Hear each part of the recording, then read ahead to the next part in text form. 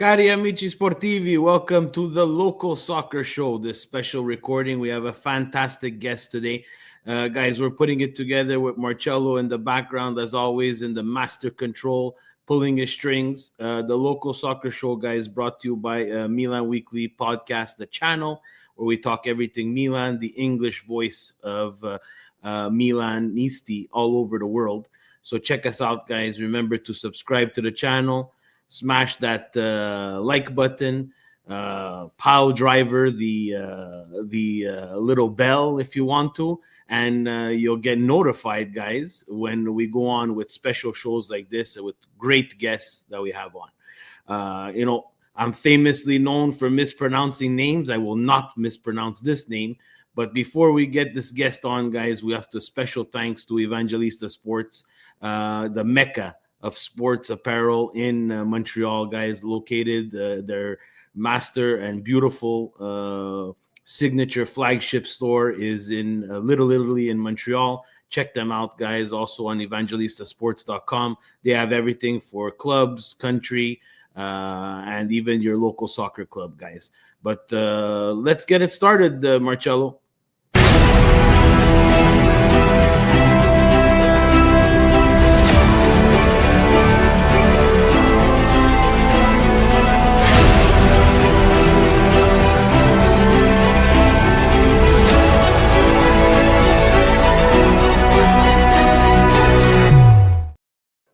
Guys, joining us on the Local Soccer Show today with a beautiful smile. Why would you not have a beautiful smile like that with a backdrop as Mr. Paul Desbaillets has?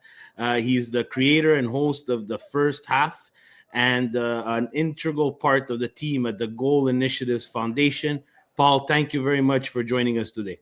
Thanks for having me. That intro with the music got me zipped up, dude, and the kids playing on the pitch.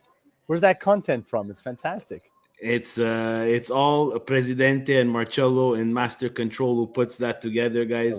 Paul, it's something that we've always loved.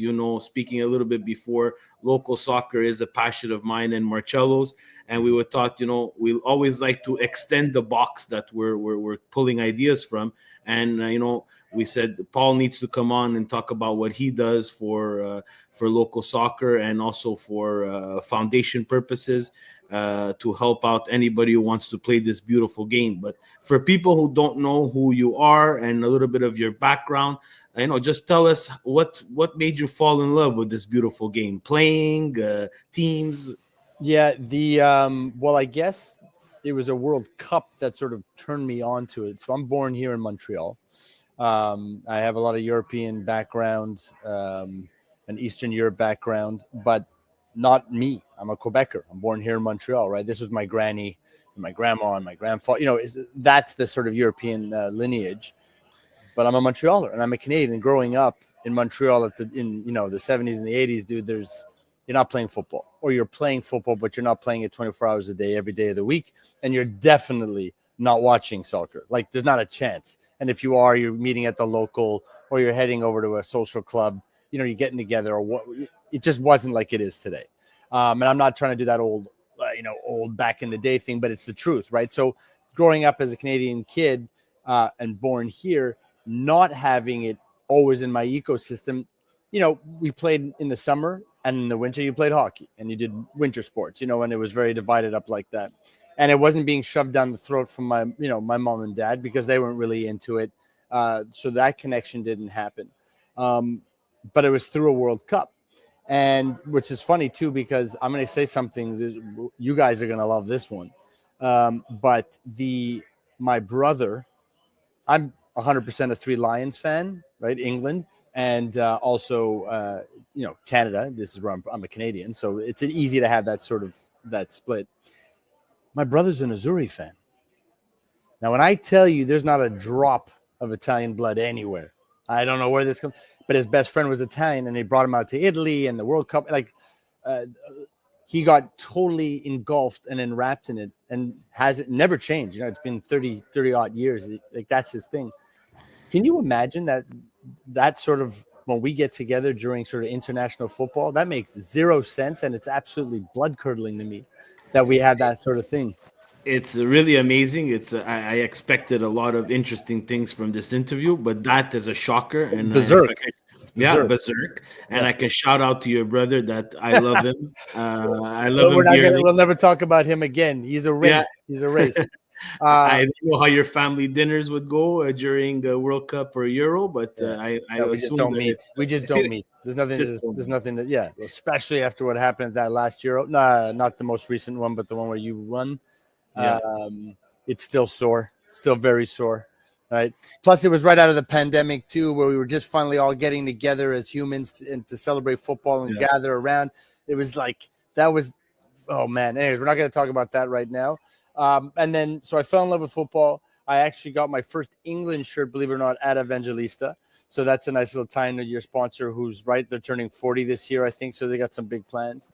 And then around that same time, well, actually a little bit before, but more around that same time, I started getting into club football, like Premier League.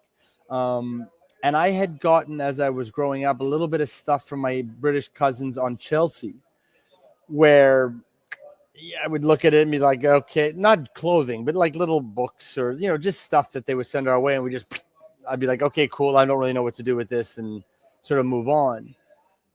And that's where Chelsea comes from on my side for club football.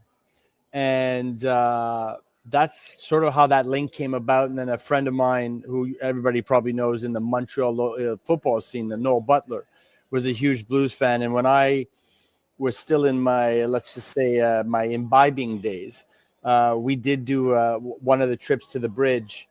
And let me tell you, after that was it, right? Like I was burnt. It's over.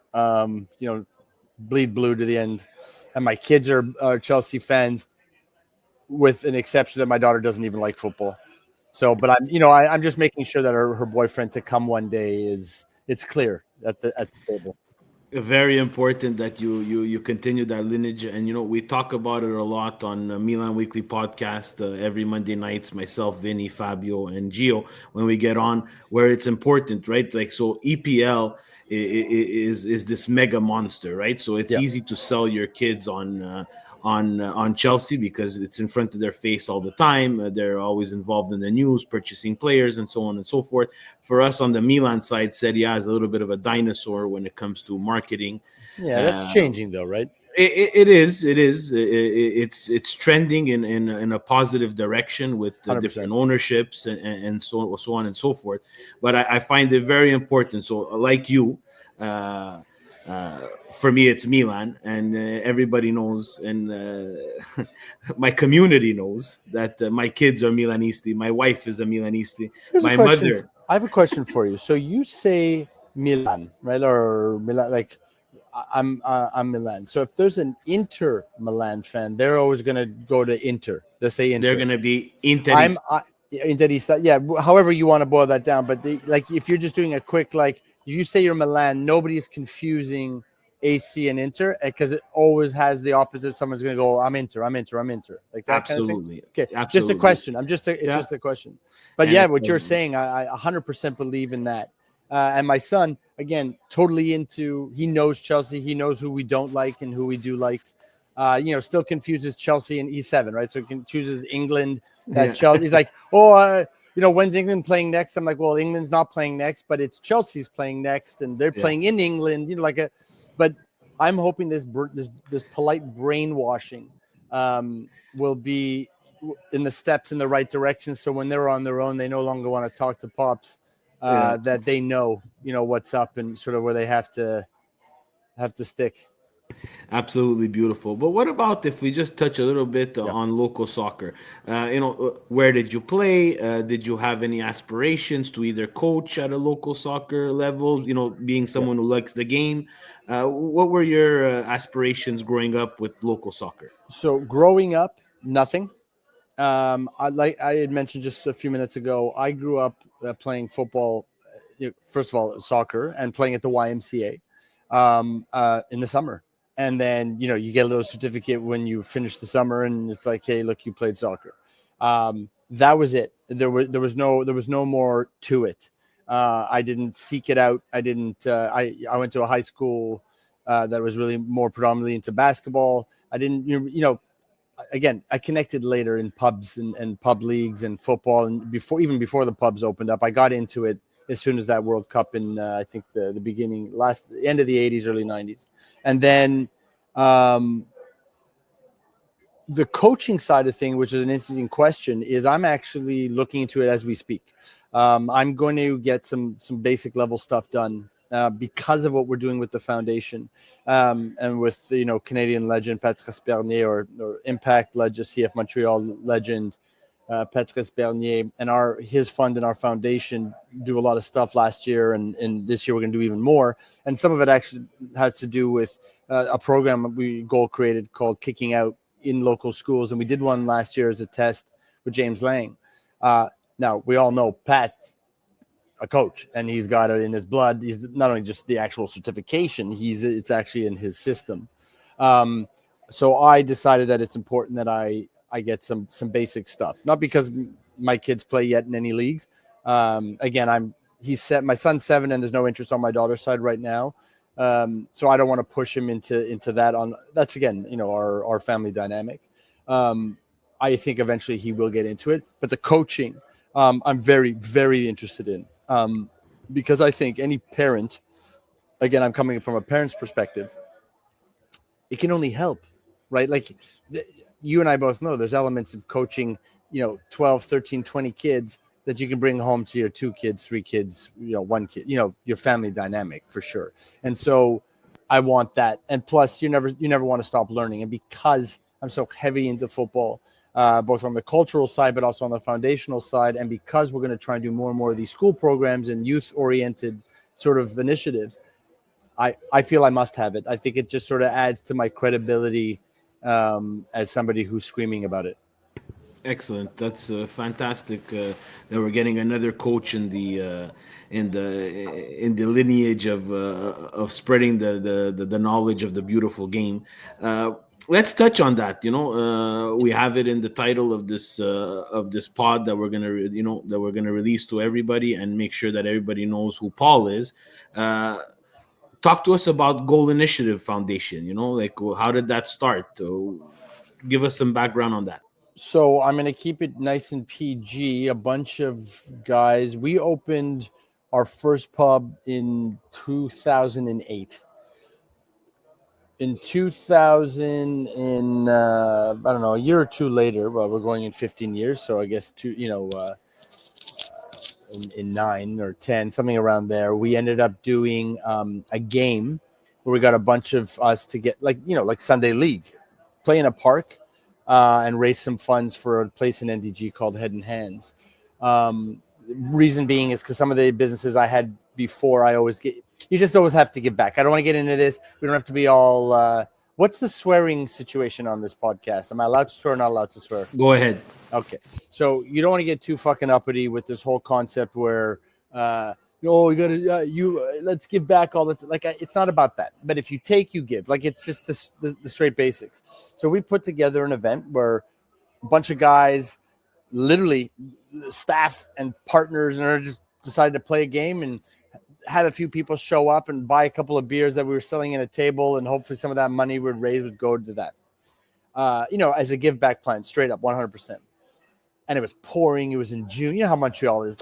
You can have the most beautiful, spectacular day in June, or you can have winter in June, So we had winter. I was like, okay, well, this will never work again. But it did work again. And so what ended up happening was over the last 15 years, we've gone from that to now a CRA, a nationally recognized organization. We write charity tax receipts, and we do things for different organizations, soccer organizations, homeless shelters. It doesn't matter, because even with the pillars and the mandates that we have under the CRA regulation, we're constantly running the line where we just know that everybody needs support in some way.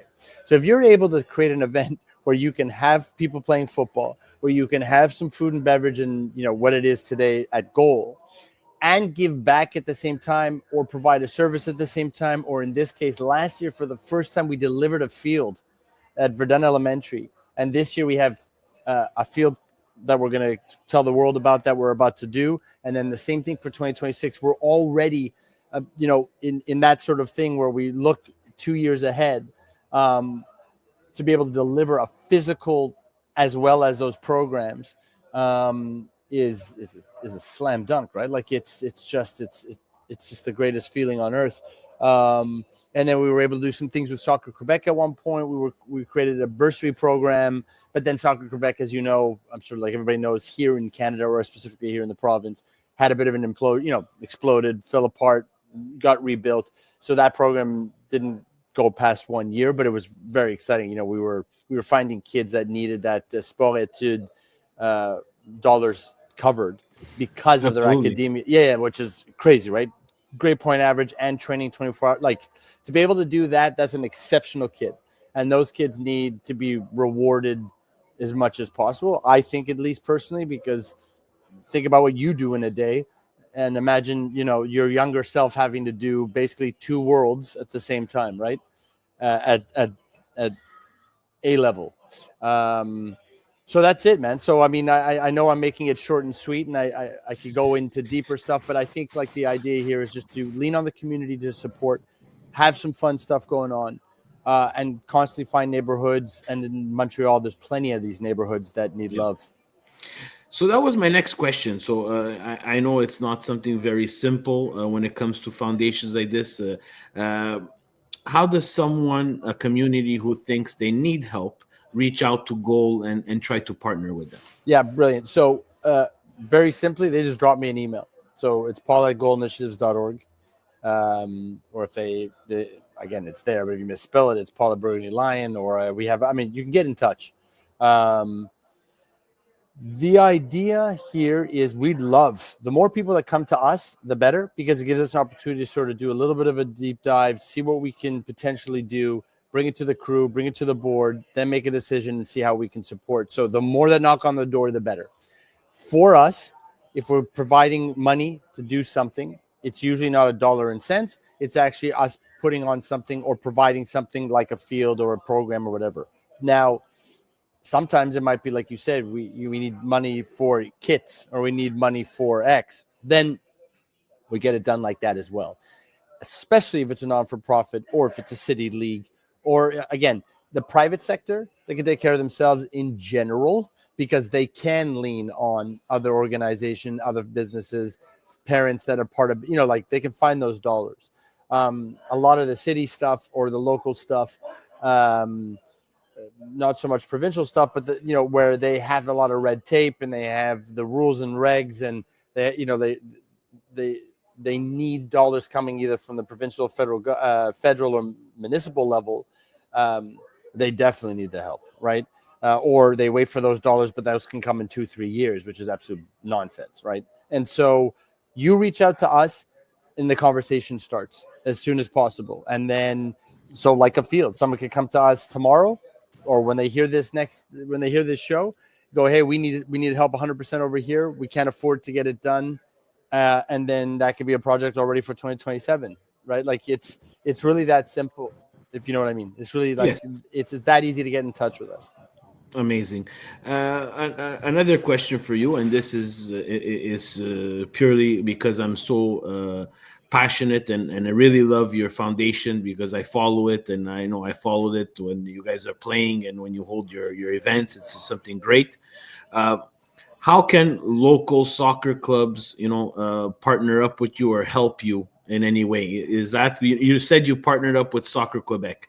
Let's say that doesn't continue. Can local soccer clubs help you? Yeah, I'm sorry to cut you off. So yeah, so what we just did with LaSalle, so we support LaSalle at the Winterfest in their fundraising efforts. I think once or two times a year, um, and we have some very exciting news to come out soon with what we're probably going to do with Saint Laurent Soccer, which is really Montreal's. Let's be honest, is Montreal's club in that sense. In a community sense. With feeding into all the neighborhoods, even though they're in Saint Laurent is the name. Um, but yes, a local club can get in touch with me, and at something like this year in 2025, we're gonna have Goal Fest, Goal Initiatives Fest, the Soccer Fest at McGill Stadium on July 27th. If it all works out, that organization can come and utilize the space to talk and fundraise for themselves with the open to the community, right? So already that's massive. It means our audience that we're already bringing in, they can piggyback off of by being there. They can also utilize that opportunity to have some of their kids, depending on the age level, help with some stuff, some volunteering, which a lot of times these organizations and clubs need to do because it's part of the overall growth of a young boy or girl, um, having that sense of community, right? Like just playing for your local club is one thing, but then giving back to your a neighborhood or giving back to something else other than yourself is always that's kind of the mission, right? When you're talking about organizations on the sort of charitable side of life. So there's lots of different ways that a local organization can sort of utilize what we're already doing without spending a penny, and then potentially raise funds for themselves and make some noise for themselves as well at the event that we put on in the summer. Amazing, Paul. Amazing stuff. And again, as a board member of a local soccer club, I'm putting it out there, recorded Yeah, live. you guys. Yeah, Internet is good. forever. You guys I will coming? I will try my Amazing. best to make this happen and have another pillar club of Montreal join you at the Gold Fest there, which is Cool. Club de Soccer Rivière des Prairies, which I represent. So Amazing. uh, It's that before we, simple, man. Like yeah, honestly, it's that simple. yeah, You get in yeah. touch with me after this. We organize how it works out. You guys set up shop and talk to the world about what you're doing. And like all those other organizations, you show up with your buckets, collect cash, man. Like it's yours. It's Absolutely. that's the whole point. Yeah, amazing stuff. And before we go to the show you created, I wanted your opinion. So like now you're dipping your toe in this local soccer community in terms of you want to coach and stuff. Have Well, I want to you know? coach. Sorry, let's be Yes, clear. I want to coach where it fits in with what we're up to. It's not like absolutely. I Yeah, got to be careful there. Time is of the essence. Plus, you don't need some random idiot, excuse my language, showing up like, "Yeah, I'm here to coach your kids." No, no. no, You, no, no. the coach of these clubs needs to have that connection. Yeah, A child, a cousin, a brother, family, they themselves. At least that's my opinion. I think that lineage means you're going to do everything you can because as a coach, you're not getting paid most of the time in these things. So if you're putting up that time and effort, it's because of that love, that passion, that I have to do this. It's my duty. But yes, on a coaching within what we're trying to create with goal and these these programs, absolutely. absolutely. So going with that, we'd have to touch, especially for the local soccer show. What's your thoughts on how Montreal, Quebec is developing their youth in terms of soccer? Have you an opinion on that? Do you think we're going in the right direction? So I think I'll be mindful of my answer because I don't know enough. Um, what I see on a very light surface level, not a deep dive, not sitting in any big meetings, but I talk to a hell of a lot of people, right? And I'm not blind. I'm a business. I do stuff here in the city, in the province, and I can see with my eyeballs. I think a lot more needs to be done personally, and I think more money needs to be distributed federally and provincially um, to local organizations, especially with the few Quebec kids that have made some big noise on an international stage, the more money and effort and resources develop here, the more of those kids you're going to see, and it just won't be from Ontario and Vancouver. Like it'll, there'll be a very strong contingent coming out of the province. But other than that, I'll leave it at that. So that it's not because I don't want to burn, ruffle any feathers. I just think you got people that have opinions on a lot of things without all the knowledge and without all the working knowledge. I think more that can be done, but I probably always think more that can be done with everything. But I do believe a lot of dollars that have been allocated haven't been distributed completely out properly. But I also think that on other levels as well, right? So, again, more can be done. A lot is being done, which is fantastic. But again, there's so much amazing talent in this province and in the city, right? Montreal, and then the rest of and then Canada in general, that more money goes into these programs, the better it will be for us on an international stage in the men's and women's game. I mean, it's really just that simple. Yeah, well said, and I respect that. There, not a lot of people would do that. They're guilty sometimes of jumping into an answer like that and saying things that maybe they don't have privy to. And again, it's respectful. I'm sorry about that. I'm not playing politics here. I honestly, in my life, again, we're going to try and do a lot of great things. The last thing I need is to be running around mouthing off about what I like and don't like. But secondly, I don't have enough information to be able to give you a fair assessment. It's like anything in life. You don't have all the answers. If you don't have enough of the information, shut up. Exactly. And sometimes that's the best. Yep. Next. The very interesting part, and I want to congratulate you on this because it's an amazing thing that you did there. I love the show. I listened to it. I was able to catch when Nico was on from Evangelista Sport and follow you guys on Instagram and I love it. Cool. The first half, tell us how that came about. You're the creator, you're the host. Where do you find the time? Because we're going to touch on that too. So in the pandemic, my primary business is bars and restaurants. I was out of work. And so what I'm saying is I was getting cuckoo wrapped up. And at one point, I think if everybody will remember, we weren't even allowed to leave your house. There was like that 1 week or two where it was getting a little loopy, right? And it was like, what do you mean? You can take a walk and that's it. Like it got a little cuckoo and that's okay. Yeah. We all learned from that. But during that time, I was like, I'm a sociable person like this, and in my businesses, and then when it's in private time, I'm like that quiet guy that doesn't want to say a word because I talk all the other times.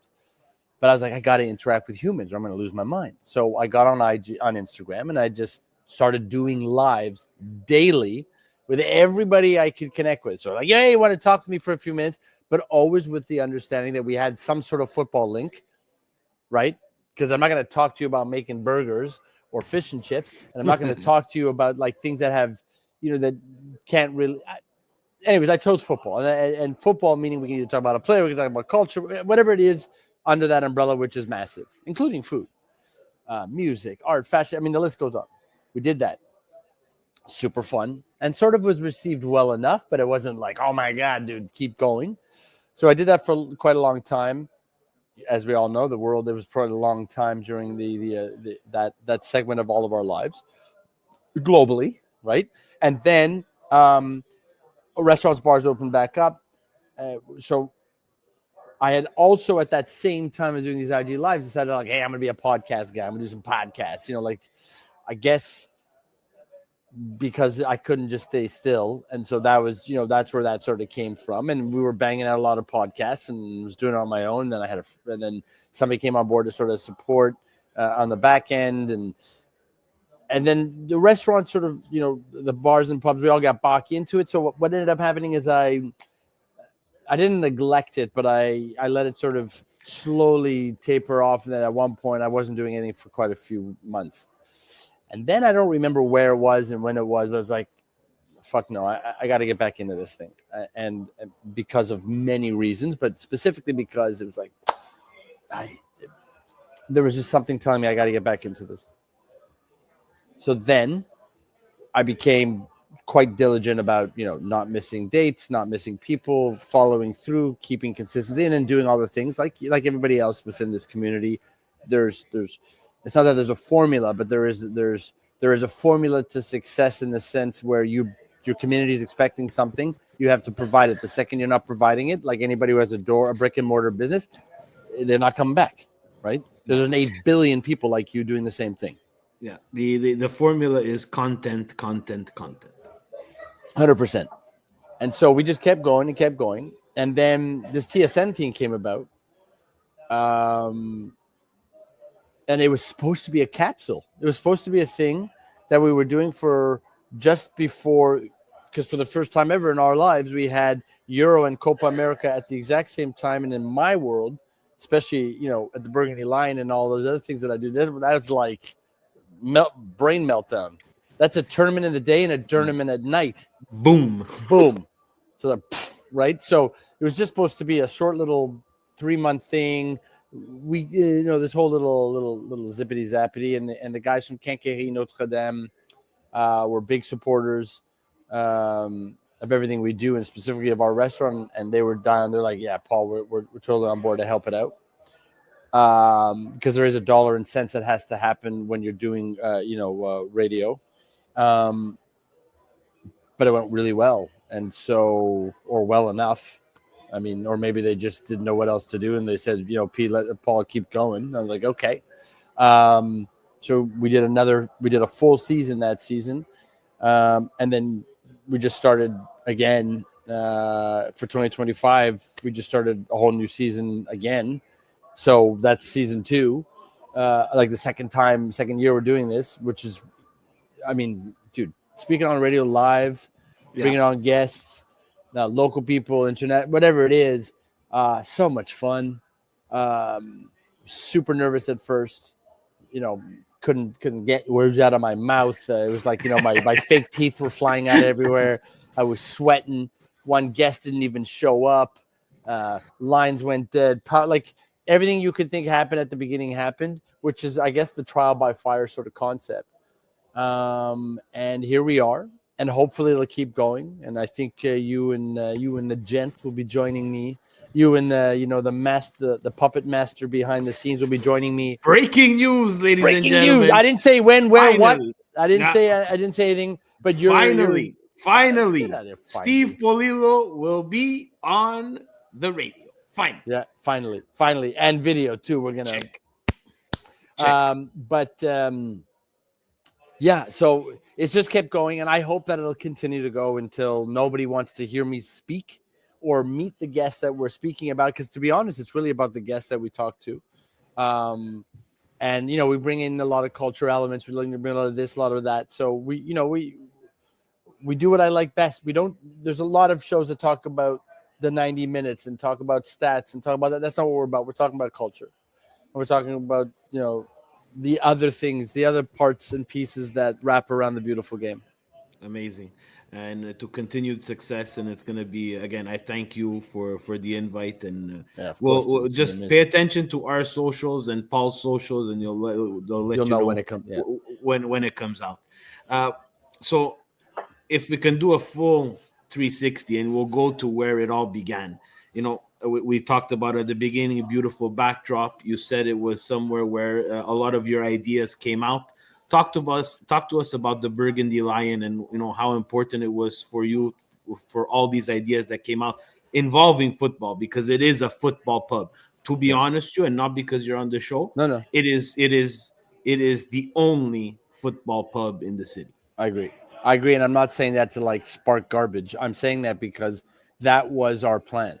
Our plan was to make sure that, being the only English pub in the city at the time, the other ones are Irish and English and Scottish, in that vein. We definitely wanted to have a little element that made it different. I mean, other than showing the Montreal Canadiens, the Habs, dude, if you're a Montreal, you have no choice. Again, I always liken the Habs to everybody who follows football. It's the only 100-plus-year-old club, bleeds that color. You're buried in church. Your caskets are covered with it's really the only North American, other than NFL in the USA, Montreal Canadiens is what I try and liken when I'm talking to somebody about understanding the insanity about what football means to somebody who's new to the sport.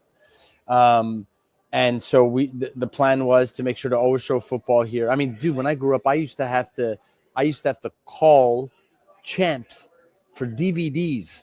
I used to call them like, hey, can you record Chelsea or can you record England? And it's gone now, so I'm not getting anybody in any trouble. And they'd be like, yeah, it's, and you have to. So I'd come home from work, I race home from work, go pick up the DVD and go home and watch it. There was no way. You weren't updating on your phone. You weren't updating. Like there was it. Again, I'm sounding like I'm dating myself, but so we knew we wanted to do it. And at the time when we opened, Setanta was around, which was like the FUBU, the zone that we have today. And you have to pay to show England. You have to pay like $300 to show England. So we have to pay them. And the Irish boys they're like, hey, where's the check? And I'm like, all right, it's coming. And then we could put the game on. And then we were supposed to charge people at the door to come in and watch. We wouldn't do it.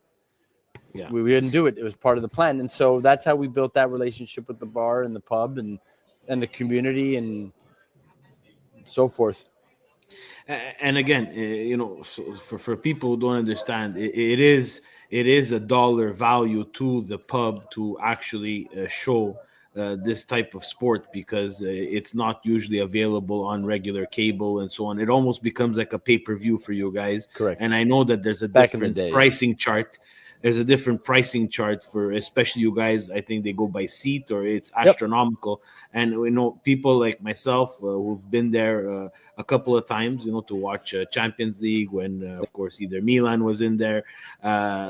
To dine and to have an adult beverage, which is great, without screaming kids on top of me and asking me 100 questions, is a fantastic outlet. But it's also a beautiful business model, because, like you said, if you're showing the Habs at night, it's never going to interfere with any football games because they're in the day. So I congratulate you on that, and it's a fantastic establishment. And again, Paul, I know you're very busy. We're 40 minutes in. I want to thank you for coming on. I have a couple of rapid fire questions that I want to ask you. Some you answered already, but they're very important to us on the show, and they let people know what type of person we're dealing with as a guest on the local soccer show. So I'm going to ask you, and I know the answer just because, we've spoken a couple of times there, but your favorite team? Chelsea. And obviously internationally would be the Three Lions in England. Yeah, in Canada. I can say that specifically with what's coming in 2026. Absolutely. Your favorite player growing up? Lampard or Terry.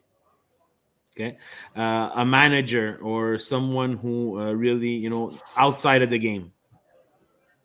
Sorry, a manager outside of football? No, a manager. Jose Mourinho, man. Okay, Jose special Mourinho. one.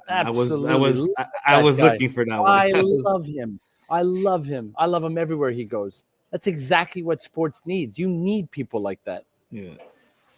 The team that you dislike the most? Liverpool. I know all the answers to the rapid fire questions. The player that you dislike the most? Oh, good question. Oh, that's a good question. Ooh, I had one. I'm sorry. I can't. No, there was some. I remember always bringing it up too. It was like, I hate him. But I thought I knew the answer to this. What do you think the answer was? I thought it was either Stevie G or Robbie Fowler. No, because Stevie G played for England. Yeah, that's all. Anybody who played for the Lions you can't do that. You can't. No, there was somebody that just completely would always get my goat, like drive me absolutely bonkers.